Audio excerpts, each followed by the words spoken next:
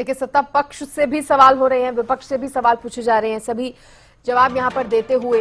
और कहीं ना कहीं विपक्ष जिस तरह से मुद्दों को आज उठाता हुआ नजर आया, किसान, युवाओं, खाद्य, ये मुद्दे विपक्ष की तरफ से उठाए गए, तो सत्ता पक्ष भी पूरी तैयारी के साथ नजर आया।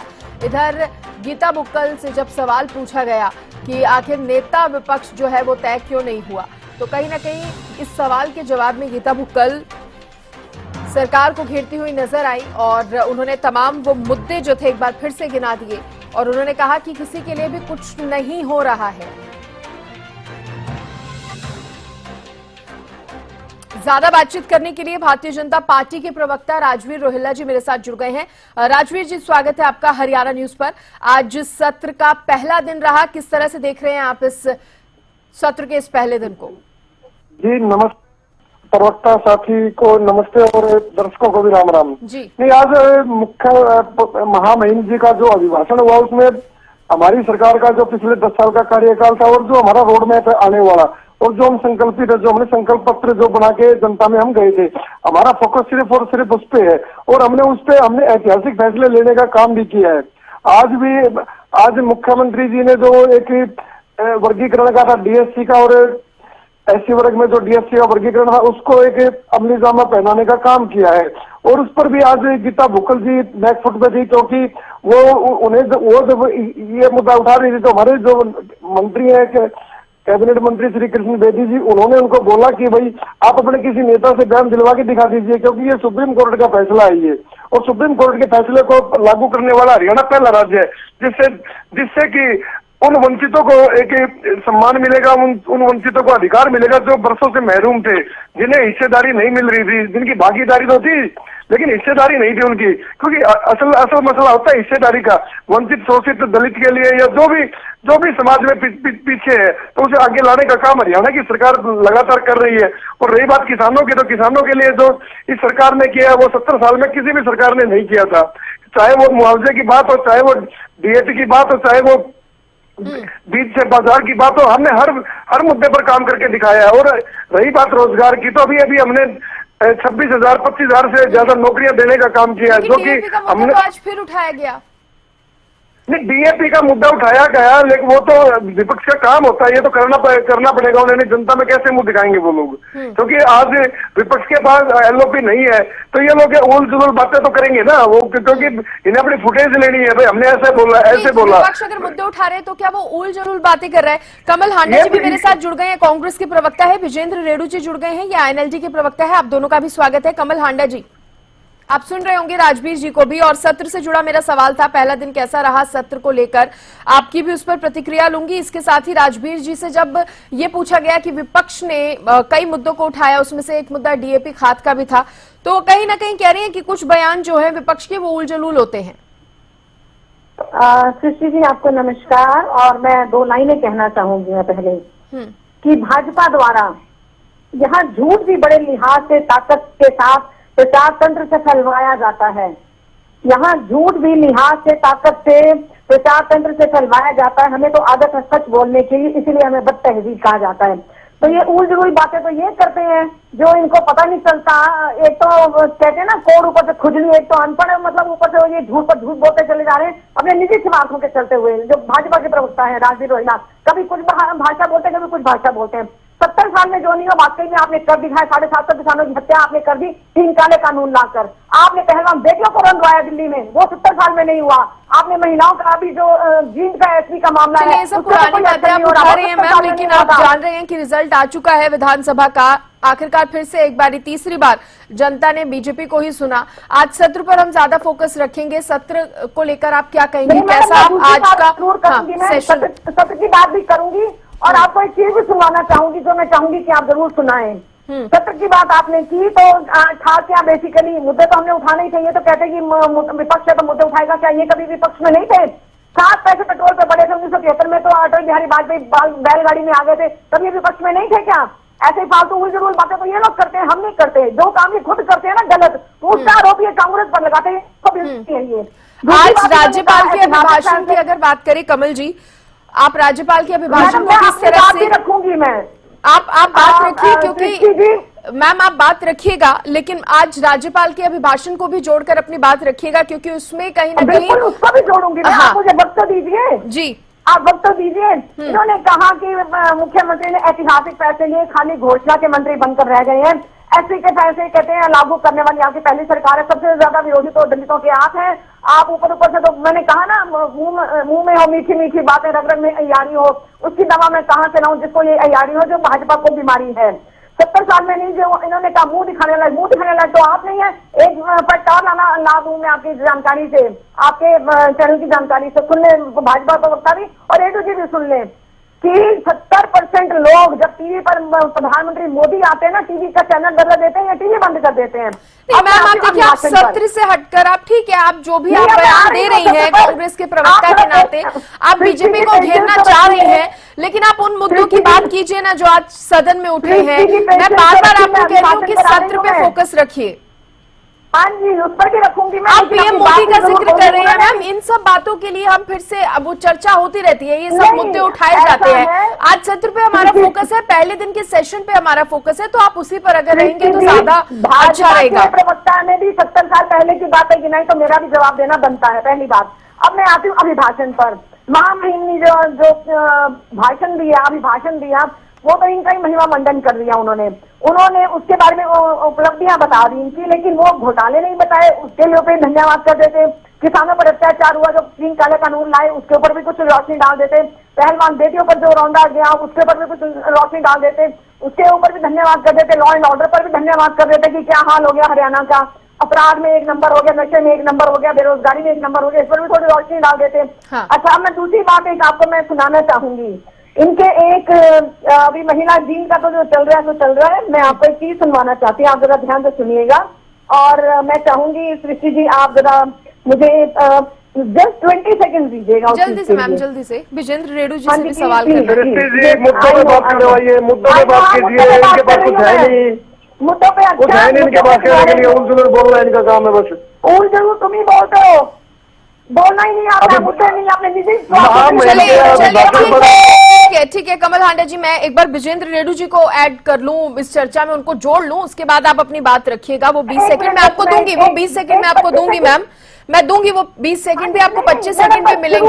20 सेकंड प्लीज। नहीं मैम ठीक है, आपको मैं मिलेंगे, आपको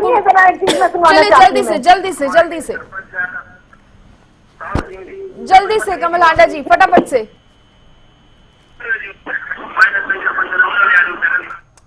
चलिए, आपकी आवाज नहीं आ रही है अब। विजेंद्र रेणु जी, आज के सेशन को किस तरह से देख रहे हैं आप? हाँ देखिए, सबसे फर्स्ट ऑफ ऑल तो मैं ये कहूंगा कि आज का जो सेशन था वो हरियाणा के इतिहास का पहला ऐसा सेशन था जो विदाउट लीडर ऑफ अपोजिशन के चला है, और ये प्रदेश के लिए बहुत ही एक अच्छी बात नहीं है।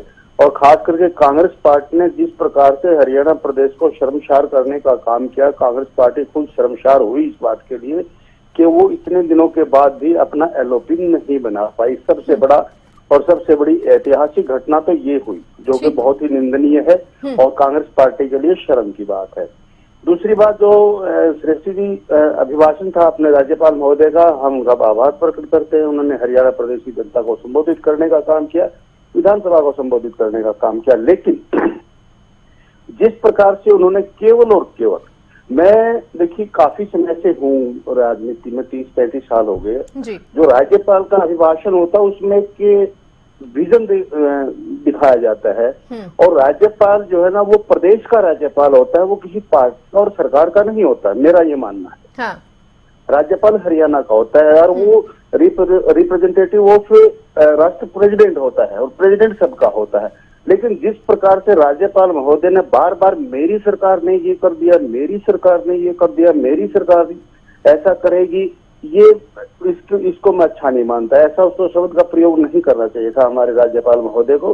बड़ा ही सम्मानित पद है, लेकिन मुझे क्रिटिसाइज करने में कोई दिक्कत नहीं आ रही है, क्योंकि उन्होंने बार बार मेरी सरकार ने ये किया, और मेरी सरकार के केवल और केवल उन्होंने पॉजिटिव जितने भी पॉइंट थे, देखिए उन्होंने कहा कि बड़ा निष्पक्ष चुनाव हुआ, बिल्कुल मैं एग्री हूँ कि चुनाव में मैं नहीं मानता कोई किसी प्रकार की गलती, लेकिन भ्रष्टाचार मुक्त की उन्होंने बात की।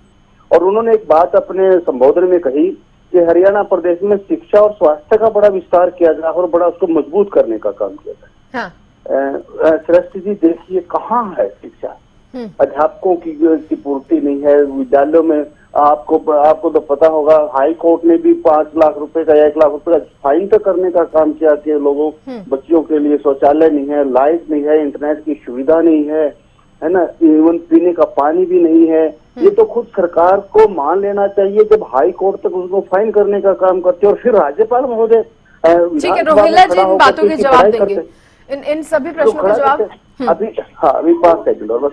अभी इन्होंने कहा कि हमारी बहन बेटियां सुरक्षित है, राज्यपाल जी ने कहा किसान खुशहाल है, और हमारे छोटे भाई ने भी कहा कि 70 साल में किसानों के लिए जो किसी ने नहीं किया तो वो हमने करके दिखा दिया है। तो कहाँ किसान खुशहाल? अगर किसान खुशहाल होता तो 750 किसान बॉर्डर पर अपनी ठीक है राजवीर रोहिल्ला जी। और जिस तरह से विजेंद्र रेणु जी ने राज्यपाल के अभिभाषण पर भी सवाल उठा दिया, उन्होंने कहा कि कुछ बातें उन्होंने इस तरीके से बोली जो कि पसंद नहीं आई विपक्ष को।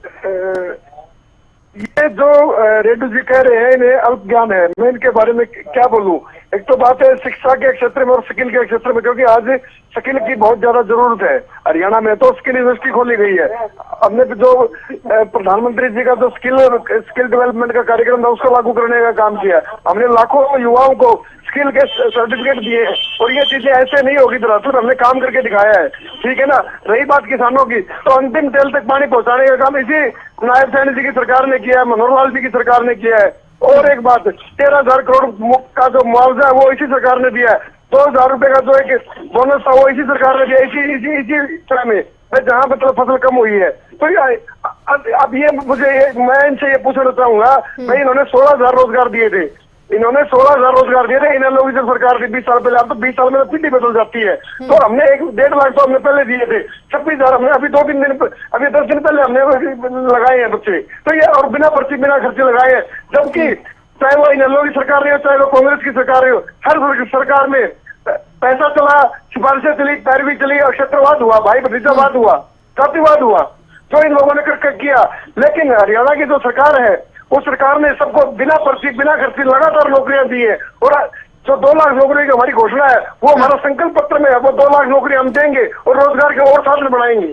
ठीक है कमल हांडे जी, आप वो जो 25 सेकंड मांग रहे थे आप अब बात रख लीजिए अपनी। वो जी मैं वो आपको आवाज सुनाई नहीं थी जिसके फोन पर वीडियो थी कि इनके जो कुंडीर के जो वो थे एमएलए, वो जब वोट ऑफ थैंक्स करने गए, ये मैं बात जरूर लाना चाहती हूँ, वोट ऑफ थैंक्स करने गए कुंडीर में, तो उन्होंने कहा जी वहाँ की जो सरपंच है वो महिला है, तो उनके पति आए तो उन्होंने कहा जी सरपंचनी कहाँ पे है, तो उन्होंने कहा जी वो घर पे है, कहते हैं उसको भी ले आते हमें कोई फीलिंग आ जाती। तो ये इनके हाल है।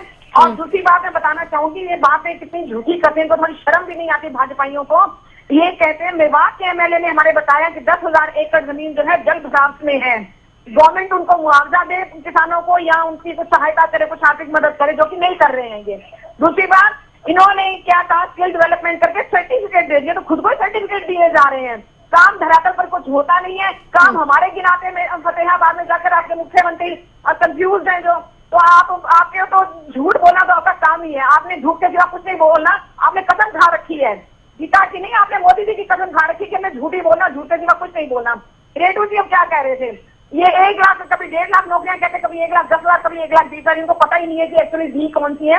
और HRN में इन्होंने डिप्लॉयमेंट पॉलिसी थी कि 1 साल के लिए नौकरी है उसके बाद खत्म। अभी भी HRN में 8वीं क्लास से लेकर BA तक जो है पोर्टल खुला हुआ है, वो 25/11 तक खुला हुआ है आवेदन के लिए। HRN में बता रही हूँ जितने साल 2 साल की नौकरी उसके बाद खत्म है। और रेड्डी जी से मैं बात कहूंगी मैं एक, जब बसपा से इन्होंने गठबंधन किया था तो कहते थे आज मेरा सेशन है, शर्म आनी चाहिए आपको। अभिभाषण की बात आप करते हैं, हमारा LOP नहीं है तो आपके पेट में दर्द क्यों हो रही है भाई, आप मुझे बताइए, आपको क्या तकलीफ है, हम कर लेंगे, हमारा आंतरिक मामला है। तुम्हारी पार्टी का हमने कभी कुछ पूछा, कभी कोई हमें बर्बाद नहीं। लेकिन अब सत्ता पक्ष हो या अन्य दलों के नेता हो, वो सवाल तो जरूर पूछेंगे ना, क्योंकि कांग्रेस नहीं मैडम हम सवाल पूछेंगे ना। हाँ, 2005 नहीं अगर लीडर ऑफ ऑपोजिशन नहीं है तो इसके लिए सवाल पूछना भी कुछ गलत नहीं है। चलिए ठीक है, आप तीनों ने अपनी बात रखी, बहुत शुक्रिया उसके लिए, क्योंकि समय से ज्यादा की इजाजत नहीं दे रहा। धन्यवाद आप